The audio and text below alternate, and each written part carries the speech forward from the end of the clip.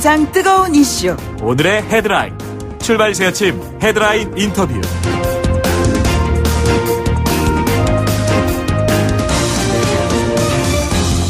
네, 최근 치매 노인들을 중심에 둔 사건 사고가 몇 가지 나왔었죠. 치매 노인이 요양병원 차량에 하루 넘게 방치됐다가 숨지는 사건도 있었고요. 또 치매 환자를 대상으로 하는 간병 살인과 연관되는 사건 사고 소식이 잇따라 발생을 했습니다. 국가와 사회가 해결책을 마련해야 한다. 이런 지적이 참 많은 것 같습니다. 전문가 모시고 자세히 짚어보도록 하죠. 한림대 사회복지학과의 석재은 교수 나오셨습니다. 교수님 안녕하십니까? 예, 안녕하세요. 네, 어제 문재인 대통령이 치매 안심센터를 찾아가지고 치매라는 것이 결국에는 우리 모두의 이야기가 아닌가 이런 이야기를 강조를 했습니다. 어떻게 지켜보셨는지요? 네, 어제 대통령께서도 남의 일이 아니라 우리가 언젠가 나이가 들면 다 겪는 문제 아니냐라고 말씀을 하셨는데요. 정말 그렇습니다. 중앙치매센터에서 치매 역학조사 결과를 발표하고 있는데요. 노인의 치매 유병률이 노인의 10%로 나타나고 있습니다. 네네. 이거는 이제 노인 10명 중에 1명은 치매다라고 얘기하는 건데요. 700만 노인 중에 70만 명 이런 얘기 나오는 거죠? 그렇죠. 이제 1000만 노인이 우리가 2025년 된다라고 하면 네네. 치매 100만 시대가 눈앞에 있는 거죠. 그러니까 사실은 우리 주변에도 집안에 누군가는 치매를 앓고 계신 분들이 한두 분 꼭 계시거든요. 네네. 그러니까 우리 모두의 문제라고 할 수 있습니다. 이런 분들을 이제 돌봐야 하는 시설이라고 한다면은 일단 1차적으로 가정이라는 것이 있겠습니다만 그 가정이라는 테두리 안에서 벅찰 경우에는 요양병원, 요양시설 이런 것이 있는데 말이죠. 이 개념이 일반인들에게 선뜻 다가오지가 않아요. 어떻게 다른 것이죠? 그러니까 일반인들은 사실은 요양병원, 요양시설 모두 다 돌봄이 필요하고 몸이 아프신 분들을 모시는 곳이다라고 생각을 하고 계시고요. 실제로 그 요양병원이나 요양시설도 별로 이렇게 구분해서 생각하고 있지 않은데요. 네네. 사실은 요양병원하고 요양시설은 목적이 다릅니다. 예. 요양병원은 원래 그 수술 후 회복이나 아니면 이제 일정 기간 재활이 필요하신 분들 네네. 그리고 의료가 상당히 계속 지속적으로 필요하신 분들에 대해서 일정 기간 요양을 하는 그런 곳이고요. 그러니까 말하자면 의료적인 어떤 서비스가 굉장히 중요한 부분이고요. 그러니까 본인이 오래 입원하고 싶어도 계속 입원해 있을 수는 없는 것이죠. 요양병원에. 원래 목적은 단기간에 일정 그렇죠? 기간 예. 입원하는 곳이고요.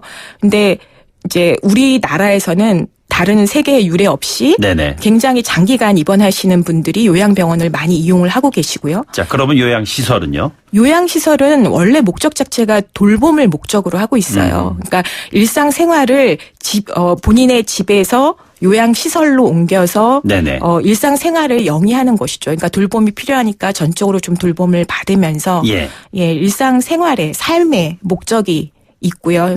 생활의 연장선상에 있다라고 보시면 될 것 같습니다. 어제 문재인 대통령이 치매 안심센터를 찾았을 때 우리 가족도 이 같은 시설에 있다는데 그것이 요양병원인가요? 요양시설인가요? 그럼? 문재인 대통령 장모님을 어디 모시고 계신지는 잘 모르겠는데요. 보통은 원래 이제 우리가 노인 장기요양 보험 제도가 도입되면서 이렇게 거동이 불편하신 분이나 치매 어르신들은 사실은 노인 요양 시설에 모시는 것을 기본으로 하고 있습니다. 원래 서비스의 정책적으로는. 양쪽 요양병원과 요양시설의 서비스의 차이점이라고 한다면은 어떤 것인가요? 지금 서비스의 원래 목적적으로 차이점은 요양시설은 일단은 그러니까 일상생활을 도와주는 요양보호사 분들이 일상생활을 도와주는 돌봄 중심이고요. 병원은 의료 인력들이 중심이 돼서 의료 서비스를 일단은 지속적으로 제공할 수 있는 것에 목적이 있습니다. 지금 보면은 그런데 요양기관들이 이제 여러 가지로 생겨나고는 있습니다만 제대로 된 양질의 의료 서비스가 제공되고 있지 못하다라는 지적이 좀 꽤 있는 것 같습니다. 교수님께서 보시기엔 어떻게 생각하고 계시는지요? 일단 저희가 장기요양보험 제도를 도입한 게 10년이고 요양병원도 급격히 확충된 게 이제 한 10년 되는데요.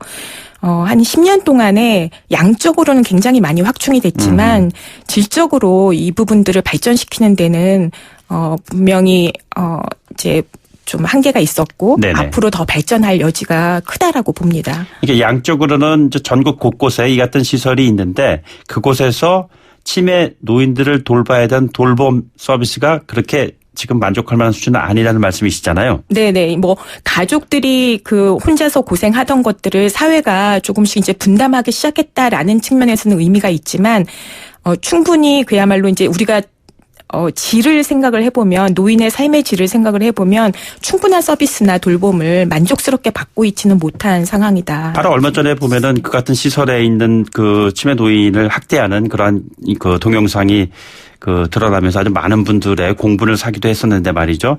실질적으로 보면 치매 환자들도 그런 시설에 가기를 원치 않을 거 아니에요.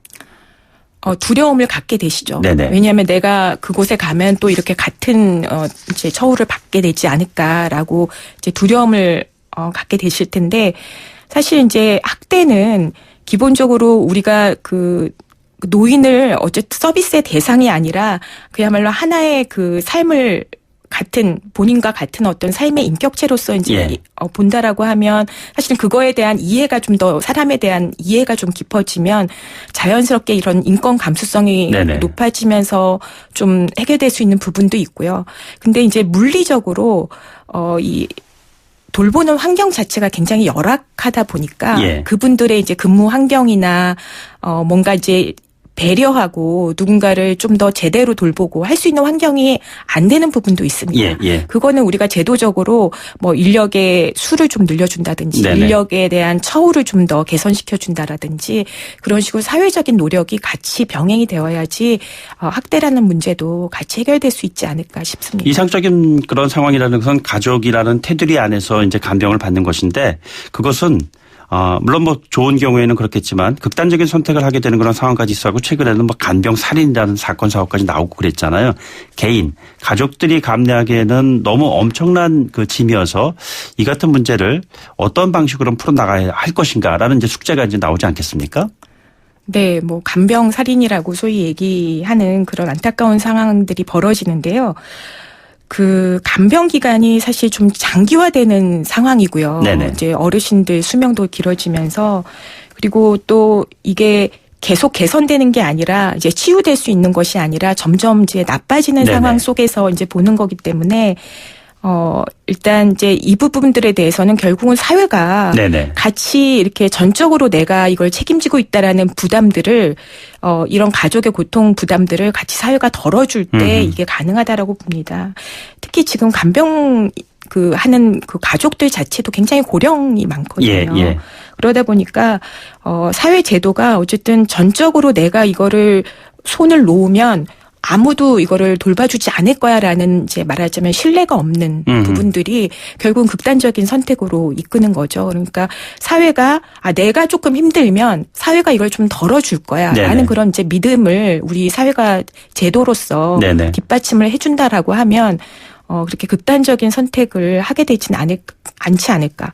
그리고 사실은 의외로 국민들이 사회가 이런 제도를 마련하고 있다는 것을 잘 모르는 경우들이 꽤 있어요. 네, 노인 장기요양보험이 10년이 됐지만 이런 제도로 우리가 뭐 도움을 받을 수 있다라는 것들을 모르세요. 이거는 경제적인 소득계층하고 관계없는 거거든요. 구체적으로 치매 국가 책임제 뭐 이런 얘기 테두리 안에 지금 말씀하시는 것이잖아요. 네. 그러면은 치매 노인을 부양하고 있는 가족들이 알아야 할 그런 국가 책임제 내용들이 있다면 어떤 것들이 있을까요? 치매 국가 책임제를 이제 문 대통령이 이제 대통령 공약으로 하시면서 들어왔는데 지금 일단은 경증 치매의 경우 네네. 아주 그야말로 치매로 진단만 받아도 일단은 뭐 인지 치료라든지 뭐 예를 주야간 보호나 방문 서비스나 방문 요양에 오셔가지고 이제 서비스 해주는 것들을 받을 수가 있고요. 어디다 신청을 해야 되는 겁니까?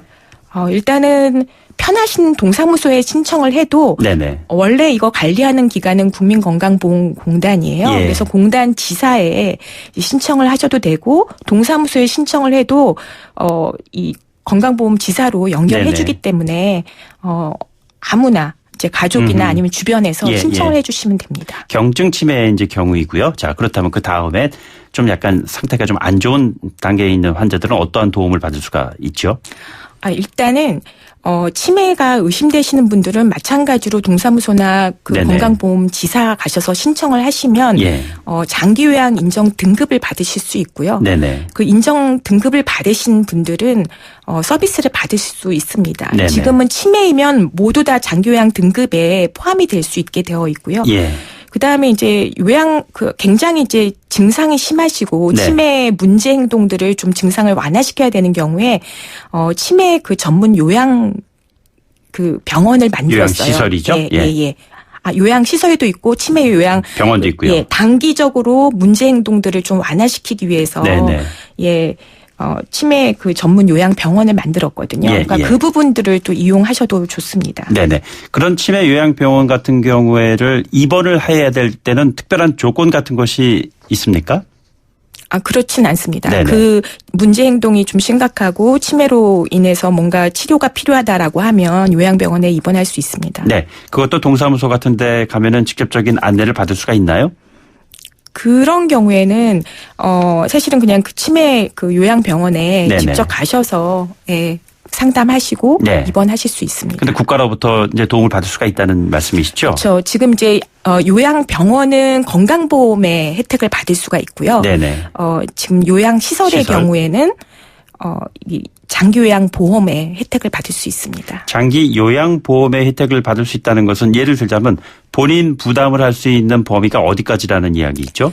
노인 장기요양보험은 그 시설에 그러니까 시설에 입소하시는 경우에는 네네. 본인 부담이 20% 정도예요. 예. 지금 가장 그 중증의 그 이제 환자 기준으로 봤을 때 한 200만 네네. 원이니까 본인 부담이 한 40만 원에다가 식재료비를 본인 부담하니까 총 한 6, 70만 원 정도면 본인 부담이 해결됩니다. 네. 치매노인 환자를 돌보기 위한 우리 사회 제도상의 문제 보완돼야 될 우선순위가 있다면은 어떤 것이 있을까요? 제도상으로는 사실은 이제 치매에 대해서 치매 국가 책임제가 되고 그다음에 치매에 대한 국가적인 관심이 높아지면서 많은 제도적인 보완이 이루어지고 있어요. 치매에 대한 우리가 소홀하지 않게 좀 더 서비스를 좀 더 많은 양을 투입할 수 있게 뭐 치매 전담 관련한 어떤 전문 시설이나 서비스에 대한 보상도 이루어지고 있고 네네. 한데요. 그럼에도 불구하고 일단 그 서비스 질에 대한 그 개선 이제 결국 서비스 질에 대한 개선은 결국은 인력에 대한 질과 네네. 관련이 있어서요. 그런 부분들이 높아져야지 될 것 같고 더 중요한 것은 사실은 치매도 가능하면 사실은 지역사회에서 같이 살던 곳에서 네네. 치매를 돌보는 게 가장 좋습니다. 예. 우리가 이제 일본의 예도 많이 들고, 그 다음에 우리가 많이 알려진 사례로 네덜란드 호구백 마을처럼, 시설인지 그야 지역사회인지 구분이 안 되는. 포용하는. 네. 그야말로 일상생활을 자유롭게 영위하면서. 네네. 예, 그러면서 이제 그 치매와 함께 동주하는 삶, 그걸 인정을 하는 거죠. 네네. 그러니까 치매라는 걸 다 모두 다 수용하고, 치매는 이런 거야라는 것들을 이해하게 되면 훨씬 더 우리가 이제 수용성이 높아지고 예. 고통도 좀 반감되는 그런 네네. 효과가 있거든요. 알겠습니다. 교수님. 얘기가 좀 많이 들을 수 있는 내용들인 것 같은데 오늘은 여기까지 들어야 될 것 같습니다. 네, 오늘 말씀 고맙습니다. 예, 지금까지 감사합니다. 석재은 한림대 사회복지학과 교수였습니다.